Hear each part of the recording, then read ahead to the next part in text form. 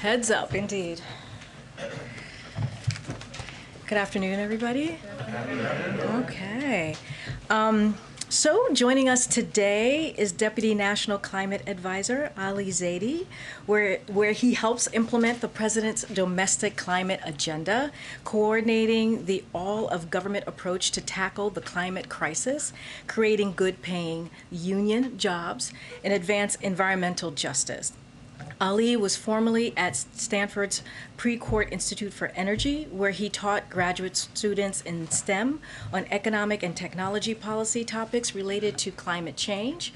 For 8 years, Zadie served in key roles within the Obama-Biden administration, including as the Associate Director for Natural Resources, Energy, and Science at OMB, as Deputy Director of Energy Policy for the Domestic Policy Council, and as a Senior Director for Cabinet Affairs. He is here today to discuss the Biden-Harris lead pipe and paint action plan, which was announced earlier today. I hope you all join me in welcoming him to the podium and to the briefing room. It's his first time, so all yours. He's going to take probably like 2 or 3 questions afterwards. I'll let you know who gets called on, but thank you so much, Ali. The podium is yours. Thank you, Karine, and good to be with everybody here today. President Biden and Vice President Harris believe that no child, no family, no American should have to worry about lead exposure from the water that they drink or the air that they breathe. That's why today we're announcing the Biden-Harris lead pipe and paint action plan. 10 agencies stepping forward with 15 bold actions, the nation's largest investment in infrastructure to take on and tackle this public health crisis and this staggering source of environmental injustice. Let's do some of the numbers here. Lead exposure threatens millions of Americans through their water, up to 10 million households and 400,000 schools and child care centers. Through lead paint in nearly 24 million housing units. This is where people live. And we know that these exposures are highly unsafe, especially for our kids. We're not just finding out. We've known this for over 100 years. In fact, Congress passed a law banning new lead pipes in the year I was born.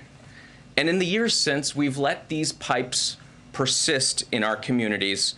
And the truth is, they persisted the longest in low-income communities, whether rural or urban, and in communities of color.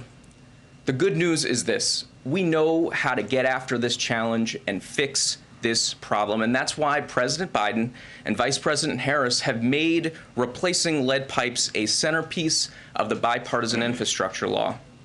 And why today, Vice President Harris stood with child health champions and labor union leaders alike to join together and issue this action plan with a new goal to make rapid progress replacing all lead pipes in this decade, working in close collaboration with our state, local, and tribal partners with a focus on communities that have been underserved and overburdened, and in a way that creates good-paying jobs, jobs welding and fabricating, jobs fitting and installing these upgrades, jobs in infrastructure that can support a family.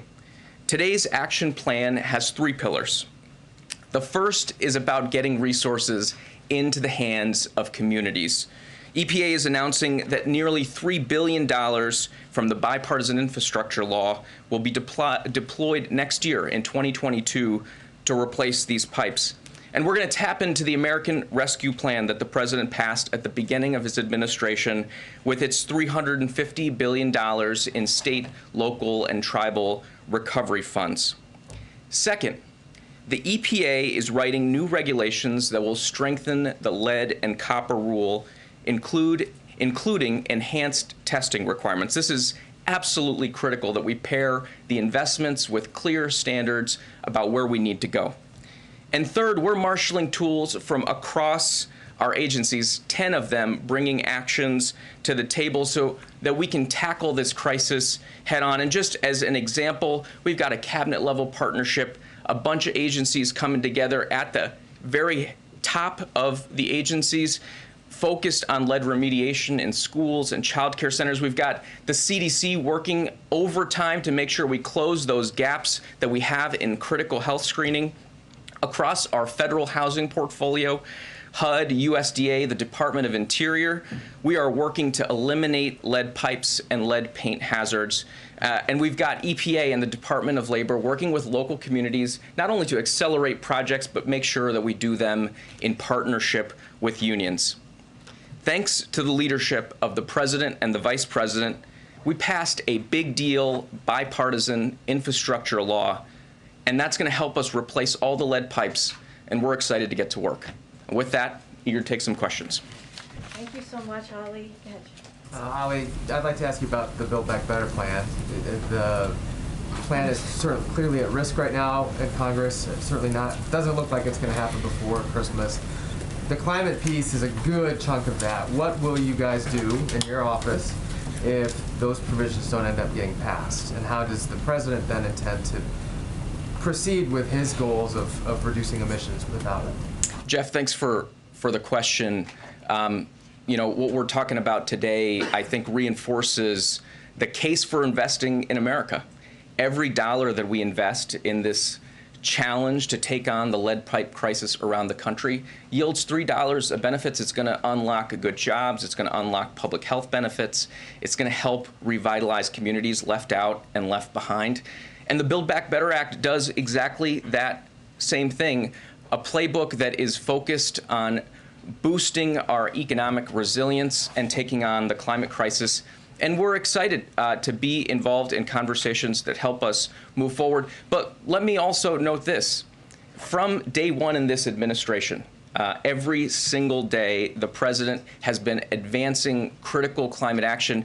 You look at some of the actions we've taken in just the last few months, tackling super pollutants in the form of hydrocarbons, tackling methane emissions, not only here, but bringing around over 100 countries from around the world to take on the same challenge, making sure we're shifting quickly to an electric vehicle future. So we're excited to be continuing to push forward in an ambitious way, in a bold way, and I think today's announcement really brings home the point. If we invest in America, we create good paying jobs, we unlock environmental benefits all at the same time.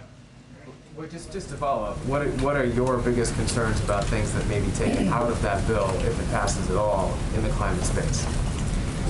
You know, again, want to focus on what we're doing today because, as I noted, you know, this is action that is long overdue. I think the American people are excited to see us get to work in taking on something that's festered in communities for over 100 years. But we're leaning into every opportunity we've got. The president's been very clear when he sees the climate crisis. He sees the motivation to move with the urgency and pace that's necessary at the scale that's necessary, and he sees jobs.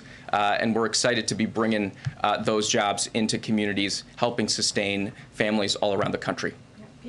Ali, thank you for being here. The president had said he wanted $45 billion to deal with lead pipes and to deal with this issue in the infrastructure bill. Obviously, he got closer to $15 billion. You guys say that's still enough to deal with it 100%. How is that the case if you only got a third of the money you were looking for? Absolutely. Thank you for raising that question. One of the things that's been remarkable, and I think this is the case on lead pipes, I think this is the case on a lot of things. You look at electric vehicles, for example, in just this last year, and it's accelerated since folks got together on the South Lawn in August. We've had the Detroit 3 invest almost $100 billion into the electric vehicle future. The strength of this president's leadership, the certainty and clarity with which he has projected the vision, I think is bringing folks to the table with resources and creativity. And one example of that creativity is the American Rescue Plan, which included $350 billion to support state and local governments. We've got folks in Milwaukee who now have $6 million from that ARP funding that's supporting job training to help replace lead pipes. We've got folks in Duluth, Minnesota, $11 million million from that American Rescue Plan going towards lead remediation. I grew up in Erie, Pennsylvania, so I'm particularly excited about the $6.5 million that Governor Wolf helped unlock so that Erie can get after some of the lead gooseneck issues that they've got in the community. So one, we are seeing folks sprinting in this direction right now, right away. The second thing, and this is where the action plan comes in, is we've been working really hard to make sure that we're being inventive and creative in the way we go after this challenge. That means creating regional technical assistance hubs. It means making sure that we're standardizing contracting. We're using the best technology. We're using data tools to help bend the cost curve, because this doesn't have to cost as much as it's always costed. We have been learning along the way, and it's time to harness those learnings to deliver the solutions that the American people are looking for. April? Crunching the numbers a little bit more and drilling down a little bit more, when you talk about different areas, a lot of it's a heavy lift when it comes to piping and infrastructure and going into houses, going into streets. And then you have the paint in homes that's easier to remediate. Over these 10 years, can you give us the numbers, the anticipation of numbers that we're going to see when it comes to the remediation of pipes, lead pipes, as well as paint? Could you give us the stats that you have? Yeah, absolutely. We know today, we estimate that there are 6 to 10 million homes that are impacted by lead service lines, and we need to do everything that we can to move as quickly through that challenge as possible. But we also recognize, and I think it's important to be transparent about this, that a little bit of this is mapping the topography of the mountain as we're starting to climb it. We have to go out there. We have to collect the data. There are communities around the United States where we don't know where the pipes are. So those are estimates. We need to figure that out on the front end. That's why we're investing in the data and the community engagement to figure that out. But the goal is very clear. Within this decade, making sure we're getting after that challenge. And on the lead paint front, that is a place where we need to continue to accelerate and marshal investment. It's something where the Build Back Better plan actually does invest dollars, and we're using the resources we have already available to us. Talked about HUD, USDA, and also the Department of the Interior, which works in Indian country, making sure that we're making those resources available. But as you talk about climbing the mountain, do you still at least have a baseline of what you want to see accomplished over this decade?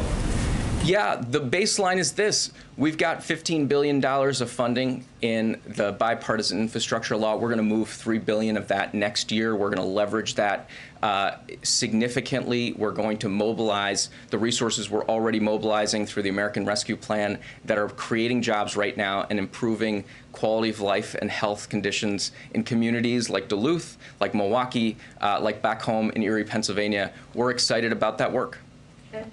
Just real quick, Allie, and thanks for being here. You say $3 billion of the $15 billion will be sent out next year. Do you yet know when precisely, approximately, the first lead pipe will actually be removed from the building and replaced with a new one? We are seeing, Ed, thank you for the question, and I remember you from your federal eye days, so good to see you. It is throwback. It is so important that we start making this progress right away.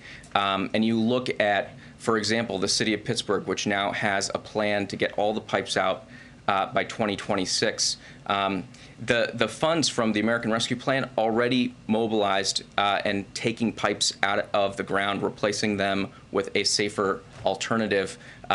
These dollars will accelerate that effort, and I don't think we're skipping a beat here. What we've been doing as an administration is building the relationships and building, to use a maybe tried term, the infrastructure to deliver the resources that we need and make sure it gets metabolized in the system as quickly as possible. So I think that the short answer to your question is it's already making a difference in communities right now, and we're really excited about that. Thank you for being here. Could you address environmentalists, their concerns about the plan just setting a goal for removing the lead service lines versus mandating that these lines be removed? Can you explain why the administration has gone that way and not Absolutely. I'm really, mandated I am, as an environmentalist, appreciate you asking that question. This is a multi-prong approach, and setting the goal is the motivation. And I think the point, hopefully, I've conveyed is simply by setting that goal, President Biden, Vice President Harris have motivated action in communities all around the country already, but that's not enough. And what the EPA is doing is embarking on rulemaking that will create new binding requirements so that we can have the certainty. I mean, you just think about, you put your kid in the car, you don't just buckle them up with a regular seatbelt, you put them in the car seat, you put the seatbelt on. I would say a lot of my friends click 4 or 5 things before they start driving. We're going to invest. We're going to set standards. We're going to bring technical assistance. We're going to be there shoulder to shoulder with folks as they take on this challenge. And the EPA is doing that. And just to speak to the EPA process, on day one, the first day of this administration, the president signed an order reestablishing the scientific integrity of our rulemaking processes. And so that is what's going to dictate the process.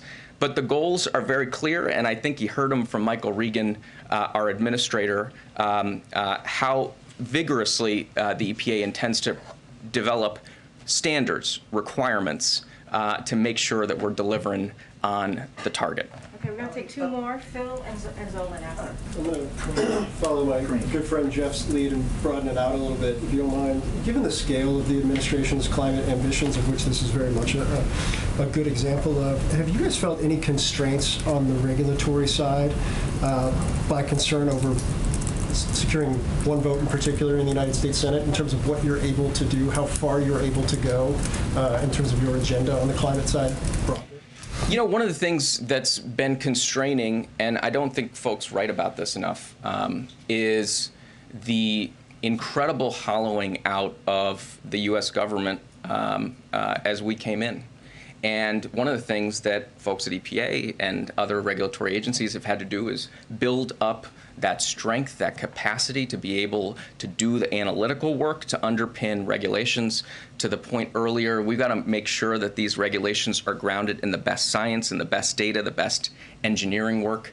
But if you look at our record, you know, I just tick through some of the sectors. You look at the industrial sector, we finalized regulations that will take hundreds of million metric tons out of the air in the form of hydrofluorocarbons avoided. You look at the oil and gas sector, we proposed the most sweeping methane action strategy and rules, requirements around reducing methane emissions. And we went and we galvanized the rest of the world to come along with us, over 100 countries joining that ambition. You look at the auto sector, which is going through transition. We've been at the table, and this is because of the leadership of the president and the vice president. We've been at the table with the automakers, with the environmentalists, with the engineers, with the scientists, and with our brothers and sisters in the UAW, and we forged historic standards that will reach further than ever before on electric vehicles and on fuel economy. So you just tick through it, sector by sector. We've made tremendous progress. And the regulatory muscle is not the only one that we're leaning on. Just last week, the president signed an executive order. Last week, he signed an executive order setting new goals for procurement, how we use our buying power as the largest purchaser of goods and services in the world, how we use that to accelerate progress in electric vehicles, in clean power, in 24/7 clean power, in the building sector, even in clean materials like clean steel and clean cement. So I don't think there's any shot we're not taking. I think we are excited to be able to lean in and do it in a way that's grounded in the best science, grounded in the best analysis, and that's going to bring folks along, bring along the good paying jobs that the president talks about every time he talks about the climate crisis. Go ahead, Zola. Just a follow-up on Build Back Better. There's multiple reports that Senator Manchin is objecting to, including drilling bans off the Atlantic and Pacific coast, as well as Gulf of Mexico. How significant of a loss would that be? What is the White House doing to keep those in the bill? And just separately, a ban on drilling in ANWR is still in the package. What is the White House doing to ensure that that stays in the package? Well, let me talk a little bit about what we've been doing. This is a president that came in and right over there signed back the protections for Bears Ears, an incredibly important national monument and Grand Staircase Escalante. He halted leasing in the Arctic Refuge and in Chaco Canyon, important places to protect for posterity. He set the first ever national conservation goal.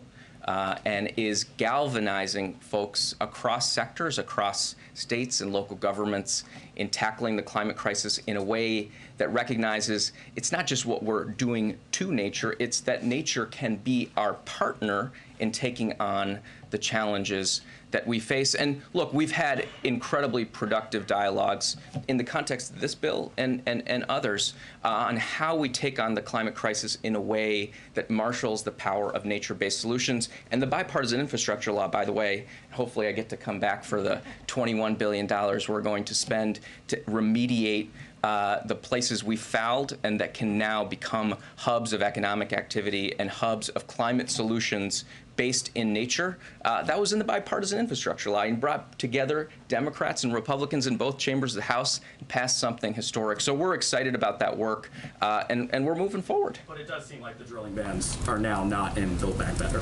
So, I mean, how significant of a loss would that be? And can you still achieve your climate goals if that is left out? So I think I'm going to let Karine go into the minutia of the negotiations.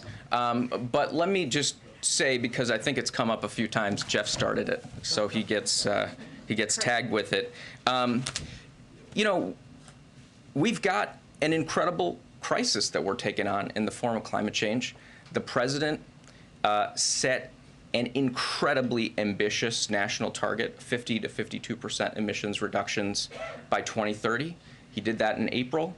And we have done everything we can to pursue the multiple pathways that are available to us in every sector. There's no silver bullet when it comes to the climate crisis, but there is a thing as being too late. There's a thing as not being ambitious enough, and we're trying to make sure that we are as ambitious as we can be, leaning into every opportunity we've got in front of us. And I think today is a great example of recognizing the intersections of these policy areas, recognizing the opportunity that's embedded in the crises that are in front of our communities, and being, as I think a president and vice president model for all of us, happy, excited warriors chasing after the prize here, which is to be partners to the American people, and oftentimes folks who have been left behind and looked over. So we're grateful to be part of that work. Awesome. Thank you so much, Holly. Thank you. He has to go. He has to go. Thank you. Ollie, there are rural people who don't believe that with the Thank you, Ollie. be able to change lead pipes in rural areas. Lean into the possibilities. Love that. Okay. Thanks for helping. Okay, I have a couple things for everybody at the top, but first I want to welcome the members of our Domestic Policy Council who are here. I'm continuing a tradition that Jen started earlier this week in welcoming some staff members here, and also the climate team. They do amazing work, and we couldn't be here without all of the policy, wonkiness that you guys do. So thank you so much and welcome. Okay, a few things at the top. I think there is there's a chart. We know we love charts here. Today we received further evidence that our jobs recovery is one of the strongest ever.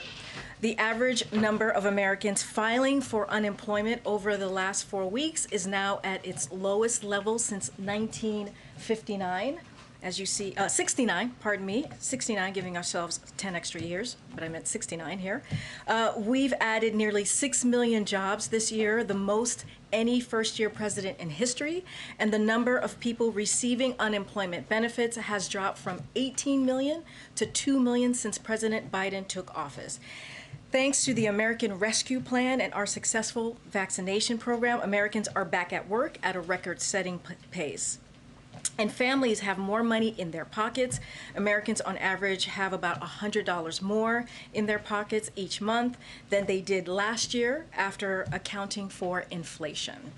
But even as we built an historic jobs and economic recovery, we have dealt with rising prices and supply chain challenges because of the pandemic, along with every other developed economy. Fighting that inflation and lowering costs for the middle class is the president's top priority. While other countries face similar challenges, America, uniquely in the world, is racing ahead with more jobs, more growth, more new small businesses, applications, and more opportunities, allowing us to tackle rising prices from a strength of position. President Biden has taken strong progressive measures to combat these actions with a port action plan, the largest release from our Strategic Petroleum Reserve ever, and actions to combat anti-competitive price gouging, including the industries that affect food prices. And today, the administration builds upon the president's port action plan and recent investments in our nation's marine highway system with new actions to strengthen America's trucking workforce, another critical link in our supply chain. So over 70% of American goods are shipped by truck, and in most communities, trucks are the only form of delivery. The Truck Action Plan will cut red tape, make it easier for people to get commercial licenses, expanding trucking apprenticeship, and launch outreach efforts to recruit new drivers, including by reaching out to veterans who already have the skills and experience to fill these jobs. This is the largest action the administration is taking to address supply chain blockages with the goal of reducing prices. So this is a big day for the administration. Lead pipes and taking on the supply chain with the trucking, our truck announcement. Yesterday, the Department of Education released new data showing that 99% of students are enrolled in full-time in-person learning this school year.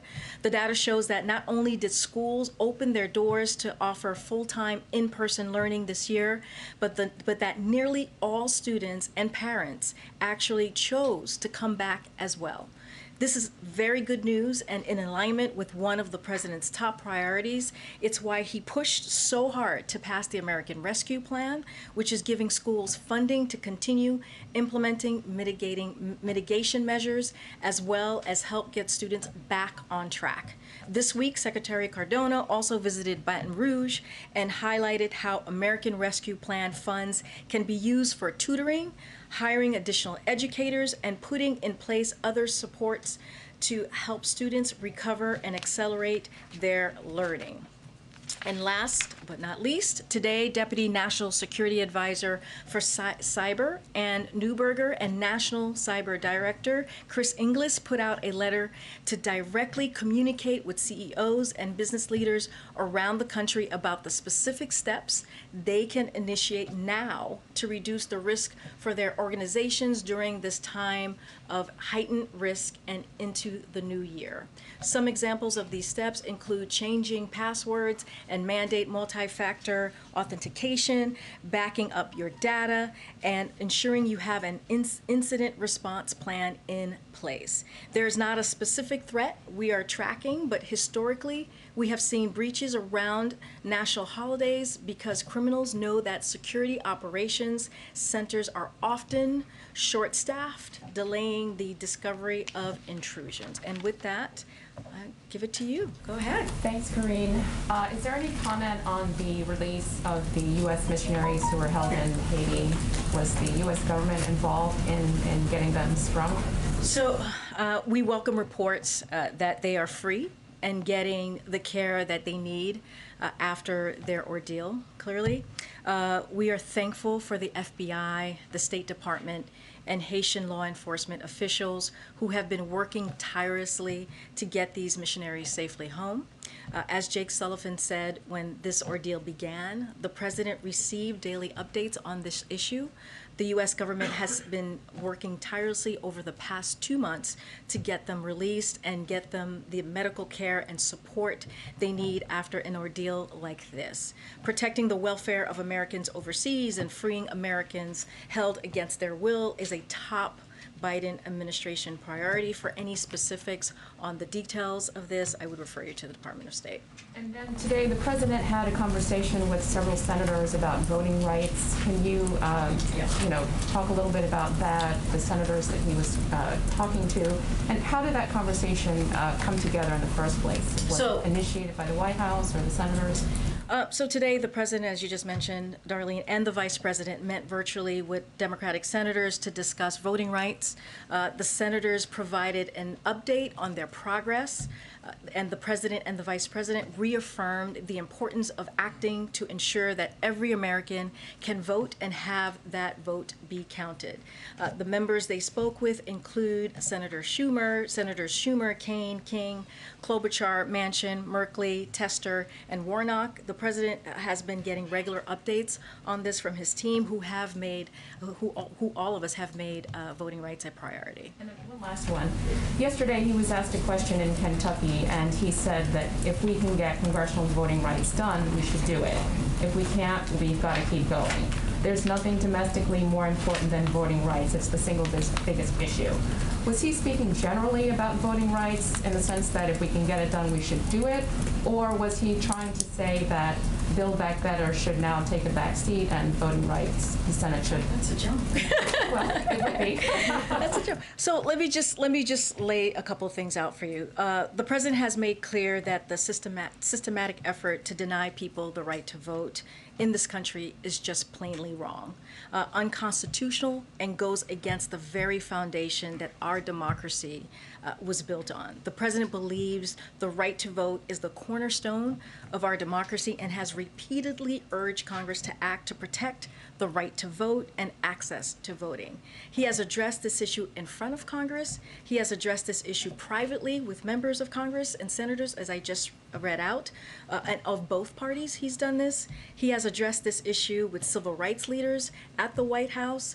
And so, protecting the cornerstone of our democracy should not be a partisan issue, but sadly, what we're seeing is that this has been the case. So in the past, voting right has been a bipartisan issue. So my question to Republicans are, how has this changed? Why has that changed? So as the president said yesterday, to your point, there's nothing more urgent than passing voting rights and getting that done. Anyone who knows this president has followed his career on voting rights and knows this belief is core to who he is, and will continue to work with Congress to get this done, and he's going to continue to focus on it, and so will his team. Follow on that. Thank you. Earlier this week, the White House described talks between the president and Senator Manchin as constructive and productive, but sources on the Hill say that these talks have actually been going, very poorly, and it does now appear that Build Back Better doesn't have a path forward this year. So I'm wondering, how now would you describe the conversations between the two, and what, again, were those areas of productivity earlier this week? So, as you all know, we don't go into specifics. We have a policy of not talking about private conversations, and even Manchin said that himself. Person-to-person conversations should be kept private. So the president discussions with lawmakers outside of readouts that we have, usually we keep that promise. So I don't have any more details to offer beyond what we've said this week. The president is determined to get this done as soon as possible. We're talking about cutting costs for American families. We're talking about child care, elder care. We're talking about prescription drugs, lowering the cost of prescription drugs, which is so critical and important to American families and just to Americans across the country, and also universal pre-K. All these things are critical, and that's what the president is going to continue to focus on. And I'm hoping you can clear something up here when it comes to the question of 2024. The vice president did an interview with the Wall Street Journal, and she was asked if she assumed that Biden would run again. And she didn't say yes. She just said that the two of them hadn't talked about it. Of course, you all and the president himself has said that he does plan to seek re-election. So What's the disconnect here? Why? Oh, I mean, I can't speak to a conversation that the Vice President and the President has. I could only say and reiterate what Jen has said and what the President has said himself, that he is planning to run for re-election in 2024. I don't have any more to add. But just to be clear, when the President says he plans to run again, he means with Harris on the ticket? Yes, he does. There's no change, yes. Yes. Go ahead. Karine, can you give us a sense of where the White House sees Build Back Better right now? Do you expect to get any more progress before the end of this year, or is it likely now, from your perspective as well, to be done in 2022? As you know, we love process questions here. Let's see. Glad to provide. So, look, there are a number of conversations happening behind the scenes, and I'm just not going to get. I'm not in a position to give you an update or to get ahead of what the process is going to be here today. What I can reiterate how important getting Build Back Better done. This is a priority for the President to lower cost again for Americans, as I just listed out: child care, elder care, prescription drugs. Universal pre-K, all of these things are highly critical to American families, and that's what they want us to see us do, is to deliver, and that's going to be our focus. And then one more on COVID. The variant is raging, deaths and cases are up in this country and worldwide. The President unveiled his winter plan a few weeks ago. Broadly, given where the cases are right now, does the White House feel that its strategy is working? So we know that the tools that we have in place is indeed works, right? And the President, what he did with his winter plan that he put out a couple of weeks ago is just to build on that, build on what we know works. So our commitment, just to lay out a little bit here, is to sharing information transparently and as expeditiously as we can. We also want to make the most important thing clear, and we must all, in this moment of the pandemic, we both know and have the tools, as I just mentioned, we need to protect us, different than any other points of this pandemic. If you think about where we were a year ago, we had less than 1% of the population that was fully vaccinated. Now we have 71% of the American public that's fully vaccinated. So we are in a different place than we were before, and that's because what we know is working, what the tools that we have, we know are working. So the most important and encouraging news we have is that vaccines, in particular, boosters, we know protect us. And thanks to the President, they are widely available. So yesterday, Dr. Fauci told the American public that the existing vaccines are optimal for our protection against Omicron, so we need to get everyone who is vaccinated now boosted. We've made them readily available. They're free. And through the winter plan, as I just mentioned, we have AARP doing extensive outreach to our most vulnerable, pharmacies doing proactive outreach and expanding availability, and have a continued ramp up paid media campaign driving Americans to their boosters. We also know it's critical Americans not lose sight of masking indoors, where CDC recommends this. We've been clear that we must follow this simple measure we know helps to stop the spread. And beyond vaccine effectiveness, we're looking at transmittable severity. We know vaccines and, importantly, boosters are critical, as Dr. Fauci also messaged. So we also know this is more transmittable variant, the Omicron, and so we have to do everything that we can to get people vaccinated quickly and get boosted, and also boosted as quickly as we can. So we're just going to continue pushing forward the plan, the tools that work to get Americans vaccinated and boosted. Okay, yeah. Just back to Build Back Better for a second. Some senators emerged from their lunch today suggesting the President himself would have a little more to say about the future of Build Back Better later today. Is that something we should still be anticipating? So I don't have anything to share with you. Clearly, if the President has more to say, we will let you all know, but I don't have anything at this moment. Before you came out here, speaking of boosters, and it may have crossed paths with you guys coming out here, the CDC, vaccine advisors to the CDC apparently voted unanimously to recommend people seeking vaccines or boosters go with Pfizer or Moderna instead of Johnson & Johnson. Yep. The CDC director will have to make a decision ultimately, and it should be announced later today, I guess. I'm just curious at this point, what would be the message to somebody who has a J&J shot, and is it responsible for the United States to continue distributing that shot not only in this country, but around the world, if the vaccine advisors are saying this? So as you know, ACIP is an outside advisory panel. So the ACIP regularly meets to discuss the vaccines and clinical usage, as Dr. Walensky said yesterday. So it's not unusual. This is regularly happening. Whatever decision they come to will go then to Dr. Walensky, and we will follow her guidance once we get that. But what we know right now and can focus on is that the importance of getting vaccinated and boosted, as I just laid out. We have 3 effective vaccines available to people widely around the country, and right now what we know, it is critical to get vaccinated and boosted to protect yourself from Omicron. So that's what we know at this moment, is that we have 3 that are effective. If she were to come back and say, and this is a hypothetical, I want to stress that. Yes, and I know we it is a hypotheticals in hypothetical. this room. We do not like Do we hypotheticals in this room. Do we know whether she could say we shouldn't be giving out J&J anymore, and how quickly it could be removed from the market? I can't get ahead of what Dr. Walensky is going to say. We follow the science. We listen to the public health experts. That's our motto here, the North Star, if you will. And I'm going to leave it to Dr. Walensky. Yeah.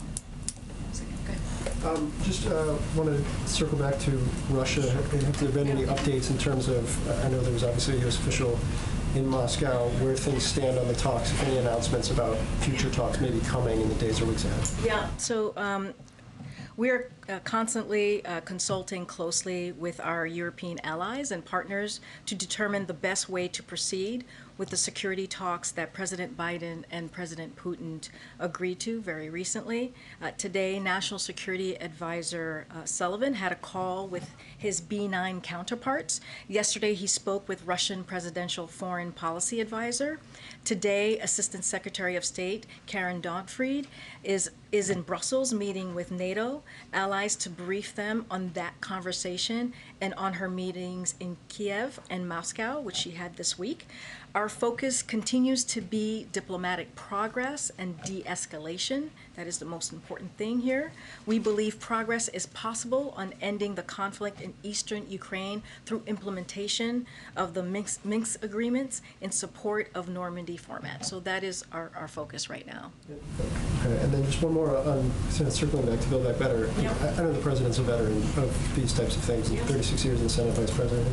Does he view this as just kind of a step in the process? Is it a setback? What's kind of his perspective on where things stand right now in these talks? Yeah, so I just to step back for a second and look at the big picture of what we've been dealing with here. So this president and the congressional leadership team working with two of the narrowest majorities possible has passed several of the most impactful economic legislation in American history. He turned around a failing COVID response and a sputtering economy, and he's taking strong action to address the financial challenges that Americans care about the most. His leadership and bills and those bills now resulted in unprecedented economic recovery that is the envy of the world, historic job growth, the fastest drop in unemployment in history, strengthened supply chains, and boosted competitiveness against China. We delivered because we stayed focused on what the American people care about and did the work. That's exactly what's happening here. Meanwhile, Republicans are actively seeking to hurt the pandemic response, explicitly rooting for inflation to get worse, and so they are blocking what we're trying to do for the American people, which is bringing down the cost and doing the work on behalf of the American people. So of course, any president wants anything to happen sooner, right? He wants us to get this done as soon as possible. He wants to deliver the Build Back Better plan for the American families as soon as possible. But we understand that it's going to take time, and we're going to continue doing the work. Go ahead. Good, Aisha. Another question on Build Back Better. I know that seems to be the theme of today, Yes. but one thing that seems to be a sticking point is for Senator Manchin is the child tax credit. And so I do want to know, is the White House willing to remove the expanded child tax credit, the payments that people get each month? Is that negotiable? When you say move, meaning? To remove it from Build Back Better. So to let not me have it as a part of the plan. So first, if a standalone bill, As a standalone right? bill, or yes. Okay, so in order to do that, we need the 60 votes in the Senate, and we just don't have that, right? So that is not an option here. But what we're going to continue to do is move forward and have the conversation on Build Back Better, and to get that done. That's one of the reasons the president included it in the child tax credit included in the Build Back Better bill. Look, the CTC puts money directly into the pockets of families across this country at a time when, unfortunately, the cost of some everyday things have gone up. We'd hope that everyone in this town, regardless of party, would support it. The president was clear when he signed the child tax credit extension into law as part of the American Rescue Plan. He viewed it as a vital tool to fighting child poverty and helping families. So the president believes the child tax credit is highly effective policy and needed now more than ever, and that's why he included it in the Build Back Better plan. So must it remain in the Build Back Better plan? Because there's some talks about it possibly being removed and maybe not being a separate plan if Manchin will not support it. Well, all I can tell you right now is if we pull what we've been hearing and people have been asking us, how would we support it being in a standalone? And the thing is, the reality is, you need 60 votes in the Senate. We do not have 60 votes in the Senate to do that as a standalone. So we're going to continue to make sure that we work with the Senate to really get Build Back Better done. And just really quickly on voting rights, I know you said that there is nothing more urgent for the president right now than voting rights, but it does seem like Build Back Better, all these other things have taken a priority over voting rights. Like that there has not been movement, and there is a great deal of frustration from activists, voting rights activists about that. So I guess how do you address that to say that it is the most urgent thing, but it does not seem to be the top priority legislatively? Let me just run through a little bit of what we have done, because I think that's important. I feel like sometimes that gets lost as we're talking about voting rights, and it shouldn't, because the president has made this a priority. Voting rights has made this a priority throughout his career and practically on day one. So dozens of White House staff work on this priority every day, and it is fundamental to upholding the rule of law. You all heard the president speak about this at length at the 10th anniversary of MLK's memorial, which was not too long ago, decrying the big lie and making the case for voting rights legislation. Here's what we've also done, because we are not waiting for legislation. We wanted to make sure that we moved forward very quickly and got some of these things done. So the president's historic executive order in March, which he signed on Bloody Sunday, and which agencies have now submitted action plans for, leveraging the power of the administration to protect the franchise and make it easier to vote. That's one. DOJ has been doubling their voting rights staff at the Civil Rights Division, as well as taking steps to ensure compliance with voting rights statutes, launching a task force to combat the increase of threats against election officials and election workers, and issuing guidance on a variety of issues pertaining to fair and secure elections. And the president appointed the vice president at her request to lead this administration-wide effort using the bully pulpit and convening power to the White House. So the president believes the right to vote is critical, it's crucial to the health of our system of government. So that's what we've been doing. So I don't want that to get lost. I'll get to you in a second, April. Thanks, Karine. I wanted to also follow on this child tax credit issue with Joe Manchin. I remember a couple months ago we were sitting on a tarmac delayed because the president, with much fanfare, came out and announced that he had a framework that had sort of sign off from senators. And then this week we've learned that Joe Manchin has either asked for child tax credit to come out or sort of pitched a 10-year child tax credit that would cost 1.4 of his $1.75 trillion. So based on that, has Joe Manchin sort of reneged on a commitment that he made to the president when you guys made that announcement, or did you not actually have the announcement in hand before we took it? Look, Justin, as I said, I'm not going to get into private conversations. Certainly not going to lay out what has been negotiated or not negotiated. I'll let Senator Manchin speak for himself on what he wants included or not, and where he sees this. And then on COVID, in response to Jeff, you said that the tools that we have are working, and I take the point that if you're fully vaccinated and boosted, the chance of severe harm from COVID to you, your personal risk is relatively low. But that doesn't describe a majority of Americans, and just in the last 2 weeks, we've seen cases up 40%, deaths up more than a third. And so I'm wondering, in light of that, are you guys still categorically ruling out the possibility that we might see lockdowns this winter, especially considering how boosters have not kind of had the uptick that we would need to see here? And are there going to be any operational changes here at the White House? Obviously, the president, 79 years old, he's been boosted, but the virus is swirling in a way that we haven't seen probably in a year. Look, as it relates to shutdowns, which is what I was trying to convey to Jeff as he asked me this question. Look, we've been very clear. Dr. Fauci has been very clear.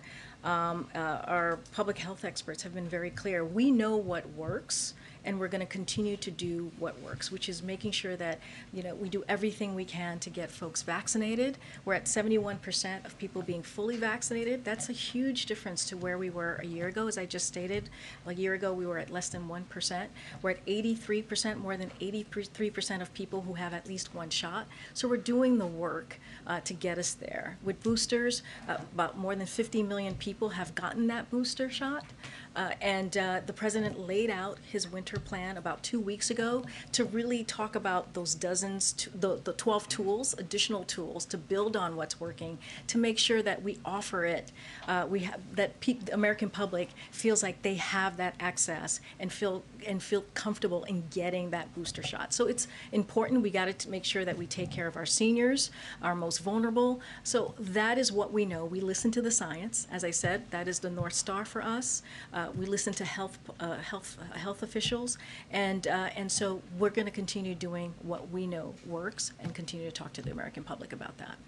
Go ahead, Peter. Thanks, Karine. First, a little before you came out here, report across, why is the administration suspending talks for cash payments to the families of illegal immigrants separated at the border? If the president has said you lost your child, it's gone, you deserve some kind of compensation no matter the circumstance. Did he change his mind? Does he no longer think that these people need compensation? So, Peter, it's ongoing litigation, so I would refer you to the DOJ. I can't speak from it here. Okay, a question about crime recently. The mayor in San Francisco is now trying to add police funding because when she pulled it to reinvest in communities, crime went way up. So would President Biden, as the leader of the Democratic Party, advise Democratic mayors not to pull money from police budgets? So I can say this. It is absolutely unacceptable when gun crimes are taking lives, when families don't feel safe going to the park or their local schools, when thieves feel impunity in stealing from retailers. So we applaud the mayor making sure that there is more police presence in the city to protect Americans. So if you're a mayor, this is what we say to local leaders, if you're a mayor or a local leader, there is a crime problem in your community, we think you should step up and do something about it, just as many mayors are already doing. And we've made clear that we're going to offer federal support to help you do that and to keep communities safe. As just one example, the Department of Justice announced last month grants to help put 50 more cops on the beat in San Francisco and funding for over 1,000 more community-oriented policies roles nationwide. The president has proposed doubling that program. So we want to make sure that that mayors and local leaders do indeed step up and make sure that they're protecting their community. And then just one more topic really quick. We got to wrap it up. Okay, just quickly, Yeah. Why is President Biden telling people still that the vaccinated cannot spread COVID? Can you say more? Yeah, in a local interview on Tuesday, he said, how about making sure you're vaccinated so you do not spread the disease to anybody else? The CDC says people who get vaccine breakthrough infections can be contagious. Well, I'll say this. I didn't hear this interview, so I would have to see it in its full context. What I know and what the president believes is that we have to listen to the science, we have to listen to our public health officials, and that's what the president believes. Thank you. Oh, in South Carolina? Yes. What's the topic? Is it talking about voting rights? We'll have more to share with you on that later, but we know we have to go. And if you want, you can come and see me in the back, and I can get you more information. Thanks, everybody. Thank you. Thanks, everybody.